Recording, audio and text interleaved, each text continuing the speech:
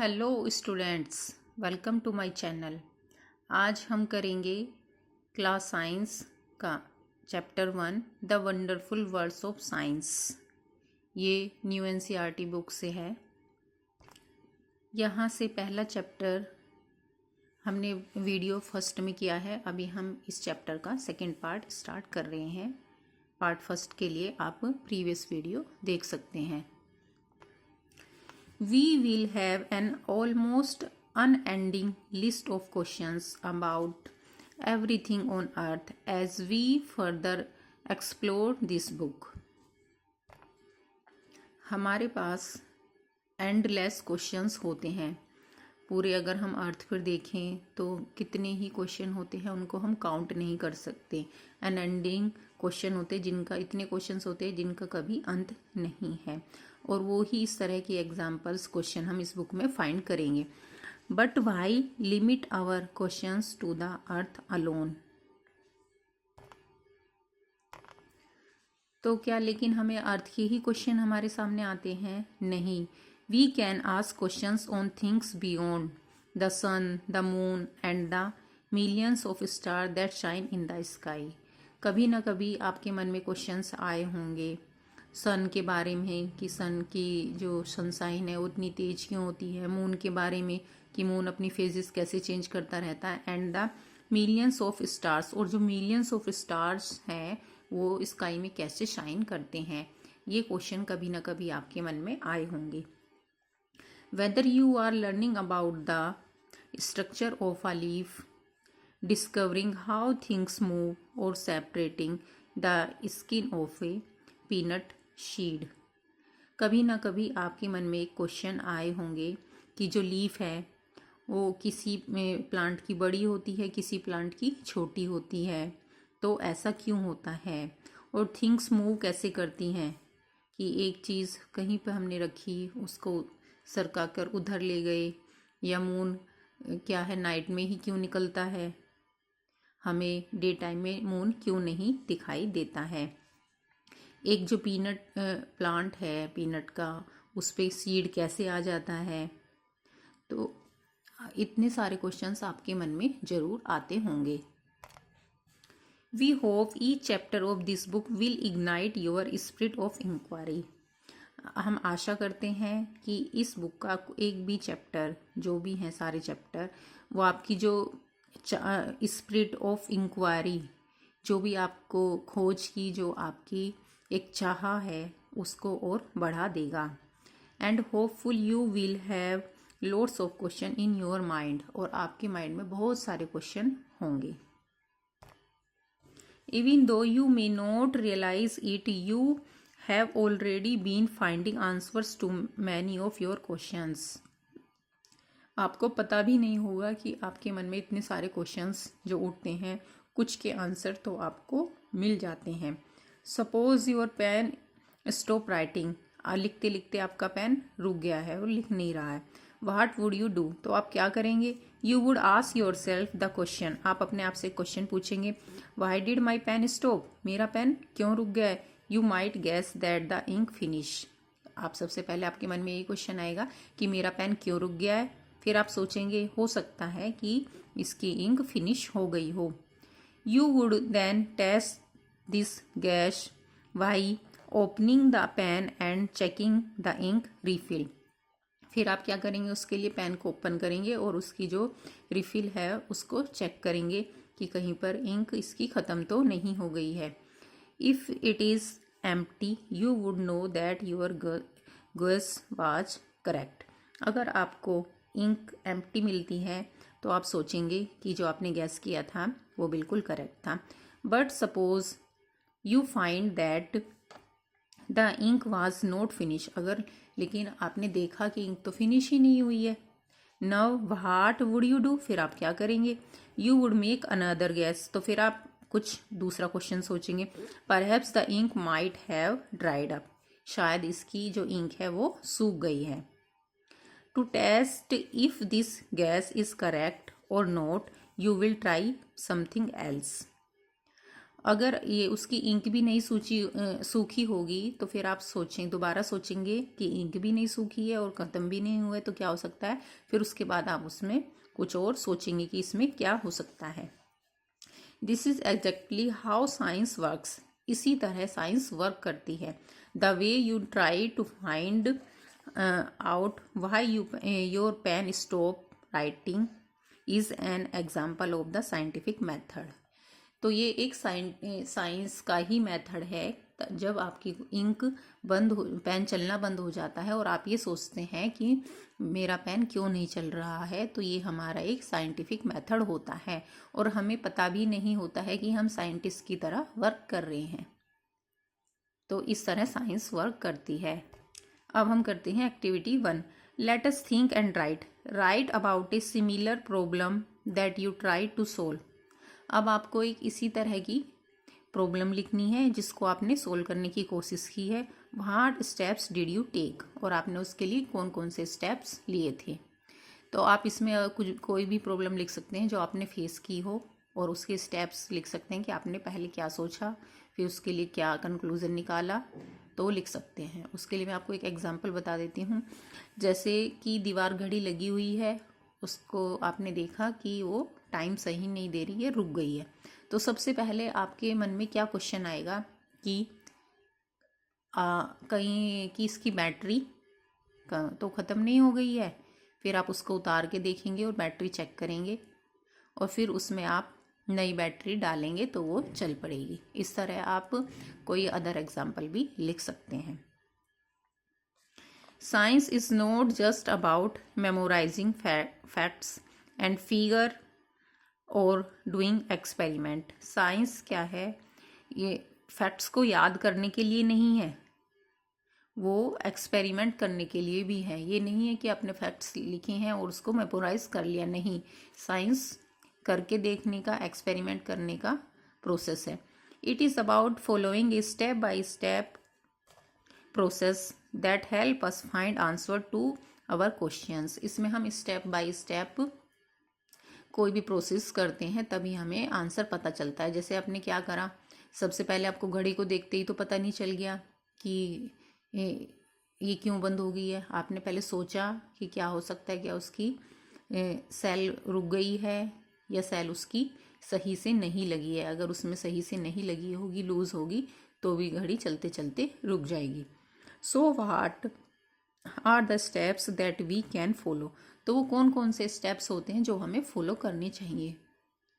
तो देखिए यहाँ पर आपका एक क्वेश्चन था, इसके आंसर हम देख लेते हैं। How can we try to find answers. हमें कैसे ट्राई करना चाहिए आंसर फाइंड करने के लिए। To our questions on our own, कि हमें खुद से क्वेश्चंस फाइंड करने का कैसे सोचना चाहिए। First we observe something that we find interesting और वी डू नॉट अंडरस्टैंड। सबसे पहले हमें सोचना चाहिए कि हमें क्या इंटरेस्टिंग लग रहा है और क्या चीज़ हमें समझ नहीं आ रहा है। जो अभी मैंने आपको क्वेश्चन दिखाया था, ये उसका आंसर है। यहाँ से यहाँ तक आप उसके स्टेप्स लिखेंगे कि हम क्या क्या करते हैं। सबसे पहले हमें कोई प्रॉब्लम मिलती है, कोई क्वेश्चन हमें दिमाग में आता है कि ये क्यों हो रहा है। सबसे पहले तो हम उसमें कि अंडरस्टैंड करते हैं कि हमें से वो क्यों नहीं हो रहा है और वो हमें उसमें इंटरेस्ट आता है, तभी तो हम उसके बारे में सोचते हैं। This makes us wonder and perhaps think of A question about it. उससे किसी भी क्वेश्चन को देख के हमें आश्चर्य होता है और हम फिर उसके बारे में सोचते हैं कि ये इसके पीछे का रीज़न क्या है।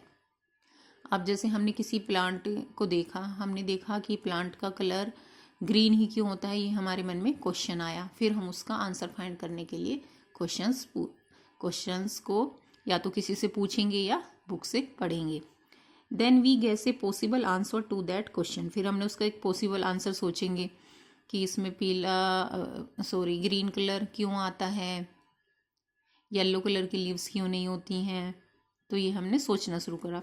We test this guess through experiment और मोर ऑब्जर्वेशन।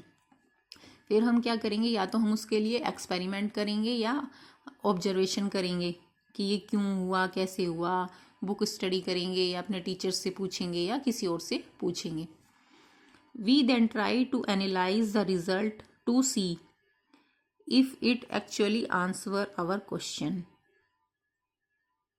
फिर हमें जो आंसर मिलेगा फिर हम उसको एनालाइज करेंगे, क्या ये जो हमें आंसर मिला है वो एक्चुअल में हमारे क्वेश्चन का आंसर है। तो ये स्टेप्स हम सारे फॉलो करेंगे। तो जो ये क्वेश्चंस है उसके आंसर में आप ये सारे स्टेप्स लिख सकते हैं। ये सारे स्टेप्स यहाँ से यहाँ तक लिख सकते हैं। Science are people who follow the scientific method to solve problems or to discover new things। Scientist कौन होते हैं? जो भी किसी भी प्रॉब्लम का सॉल्यूशन निकालते हैं तो उसको साइंटिस्ट बोलते हैं। अब आप और हम सब लोग साइंटिस्ट हैं। वो कैसे? जब भी हमें कोई भी काम कर रहे होते हैं और उसमें कुछ प्रॉब्लम आती है तो हम उसका सॉल्यूशन निकालने की कोशिश करते हैं। But anyone who follow the scientific method is working like a scientist. जो भी किसी भी प्रॉब्लम का आंसर निकालने की कोशिश करते हैं वो एक साइंटिस्ट की तरह ही वर्क करते हैं। Someone cooking food may be wondering why the dal has spilled out of the cooker.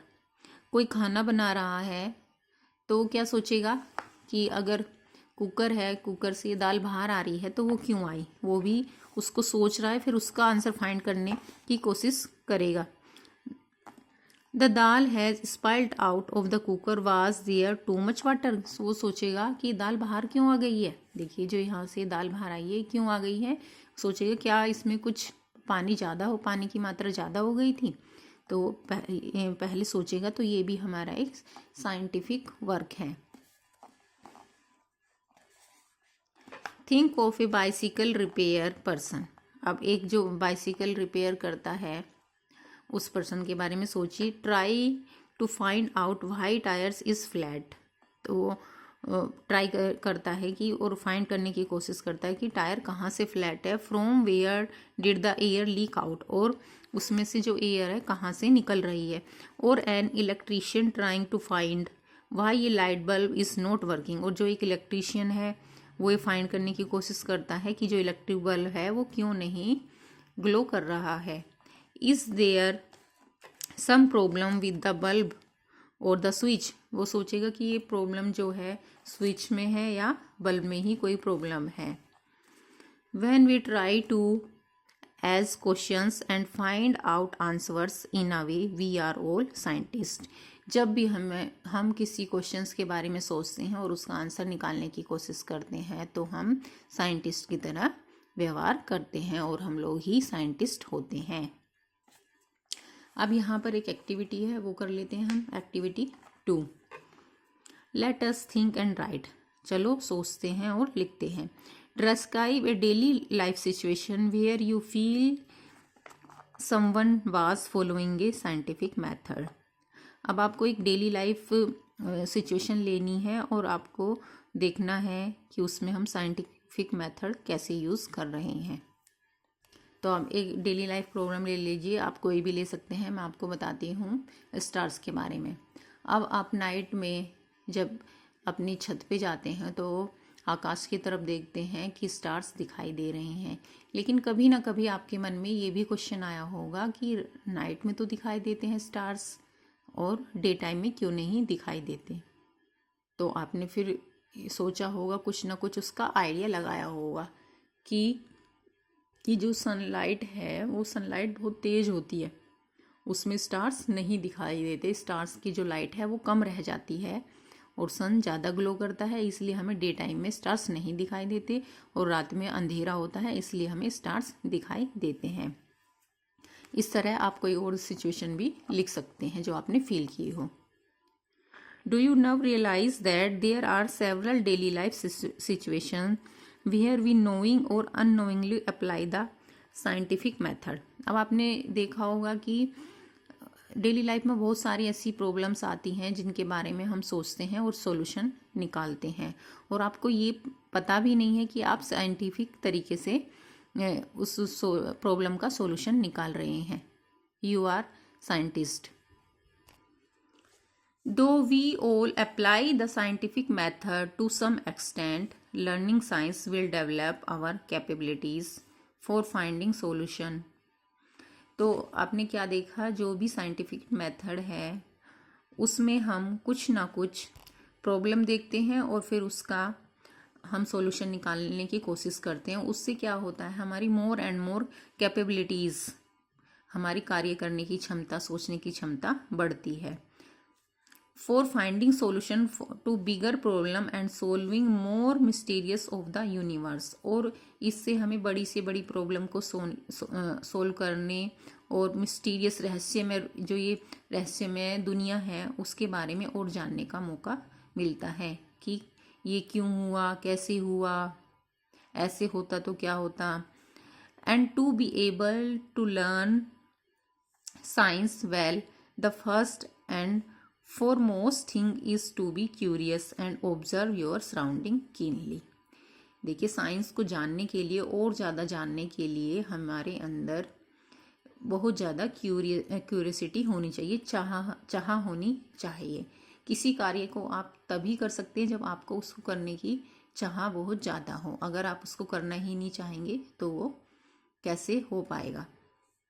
And when we are curious, जब हम बहुत क्यूरियस होते हैं, किसी चीज़ को जानने के लिए जिज्ञासु होते हैं, वी स्टार्ट पोजिंग क्वेश्चन, तब हम क्वेश्चन पुट करते हैं, आस्किंग हाउ एंड वाई, कि ये क्यों हुआ और कैसे हुआ. Just remember the world is full of things, we do not know things that are waiting to be explore. आपको पता है कि ये वर्ल्ड है बहुत सारी चीज़ों से भरा हुआ है जिनको हम नहीं जानते, और वो वेट कर रही हैं कि आप उसको एक्सप्लोर करो और उसके बारे में और जानने की कोशिश करो. अब देखते हैं activity 3, late us think and right. अब आप थिंक करिए और राइट करिए.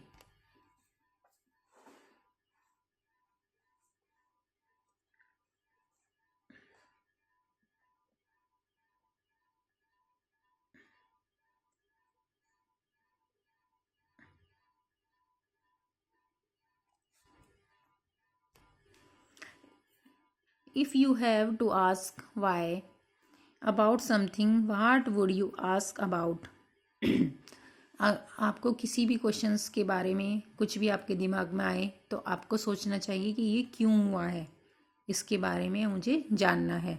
Try to write down how you would attempt to find an answer to your questions. फिर आपको क्या है, कोई डेली लाइफ प्रॉब्लम सोचनी है और उसके जो भी अपने आंसर निकालने के लिए जो भी स्टेप्स फॉलो किए हैं उनको लिखना है. अब आप कोई डेली लाइफ प्रॉब्लम लीजिए. आप देखिए कि आपने एक प्लांट लिया है और उसको आपने रूम में रखा है, तो आप देख रहे हैं कि वो धीरे धीरे सूखता जा रहा है, वो ग्रो नहीं कर रहा है.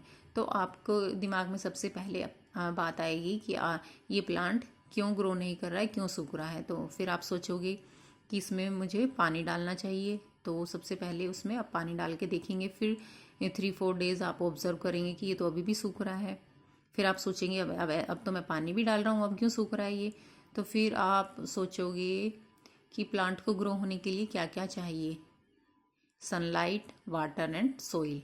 तो वाटर भी मिल रहा है इसको, सोइल भी मिल रही है, लेकिन क्या सनलाइट नहीं मिल रही है, इसलिए ये वाटर क्या है, ग्रो नहीं कर रहा है. तो इस तरह आपने अपने क्वेश्चंस को वाही किया और फिर उसके स्टेप्स लिख दिया. आप इसके अलावा कोई और प्रॉब्लम भी लिख सकते हैं. Science is rarely done alone. Science ऐसी चीज़ है जो अकेले नहीं की जा सकती. Scientist across the world work together. जो भी हमारे जो वर्ल्ड में साइंटिस्ट हैं वो एक टीम वर्क की तरह काम करते हैं. Often in large teams. So if you can not find an answer your self. अगर आपको कोई भी आंसर अपने आप नहीं मिल रहा है, ask your friends to help you out. तो आप अपने फ्रेंड्स से पूछ सकते हैं या अपने एल्डर्स से किसी से भी पूछ सकते हैं, अपने टीचर से पूछ सकते हैं. It is always more fun to discover things together. और जब हम कोई भी वर्क टीम के साथ करते हैं उसमें और भी ज़्यादा मज़ा आता है, वो इंटरेस्टिंग बन जाता है. जैसे जैसे 2 बच्चे हैं, ये एक्सपेरिमेंट कर रहे हैं, ये दोनों और सभी मिलकर देख रहे हैं, तो क्या होता है, ये एक फन हो जाता है एक साथ, और हमें बोरियत भी नहीं होती है वर्क करने में. Of course, remember that you will not find answer to all your questions within 6th grade. देखिए ये बात सही है कि जो आप क्लास 6 में हैं, आप सभी जितने भी क्वेश्चंस आपके माइंड में उठते होंगे, ज़रूरी नहीं है कि वो सभी क्वेश्चंस आपको उनका आंसर मिल जाए. डू नॉट वरी, तो उसके बारे में आपको चिंता नहीं करनी है. You are embarking upon a journey of science for the next 5 years और इवन बियॉन्ड. तो जो जर्नी आपने एम्बार्किंग मतलब शुरुआत करना, जो जर्नी आपने क्लास 6 में शुरू करी है वो आगे 5 years 6 to 10 चलेगी और उसके बाद भी चलती रहेगी. तो इसलिए परेशान होने की ज़रूरत नहीं है कि जितने क्वेश्चंस आपके माइंड में आए हैं उन सभी के आंसर्स आपको नहीं मिल रहे हैं. Much like children enjoying the rain. देखिए चिल्ड्रन जो हैं रेन का एंजॉय कर रहे हैं, बारिश आ रही है तो उसमें एंजॉय कर रहे हैं. Science is all about joyful exploration. जो हमारी साइंस है वो हमारी जॉय, हमारी खुशी के लिए काम करती है. Enjoy your scientific journey, keep exploring and never stop wondering about the amazing mysterious of the universe and asking questions. तो जो ये साइंस की जर्नी है आप इसको इंजॉय करिए और जो ये मिस्टीरियस रहस्यमयी वर्ल्ड है इसके बारे में जानने की कोशिश करिए. Are you ready to embark upon the exciting journey of science. तो क्या आप तैयार हैं साइंस की एक एक्साइटिंग जर्नी को शुरू करने के लिए. Let us get started. चलो अब हम शुरुआत करते हैं जो एक्साइटेड जर्नी है. तो आपकी इस बुक का नाम ही क्यूरियोसिटी है. क्यूरियोसिटी मतलब जानने की इच्छा, कि आपको आपके मन में जो भी क्वेश्चंस आ रहे हैं वो क्यों हो रहे हैं, कैसे हो रहे हैं. इस बुक में आपको एवरी चैप्टर में वो ही समझाने की कोशिश की गई है. अब ये क्वेश्चन बचता है, after all to be a wise person you must be a wise person. अब इतना सब कुछ पढ़ने के बाद आपको क्या करना है, आप एक बुद्धिमान पर्सन तभी बन सकते हैं जब आप वाई पर्सन बनोगे. वाई पर्सन मतलब क्यों, कि हर सेंटेंस में आपको क्यों लगा देना है कि ये क्यों हो रहा है, कैसे हो रहा है. तो आप एक वाइज पर्सन, बुद्धिमान पर्सन बन सकते हैं. तो यहीं पर हमारी वीडियो का सेकंड पार्ट फिनिश होता है. Thank you.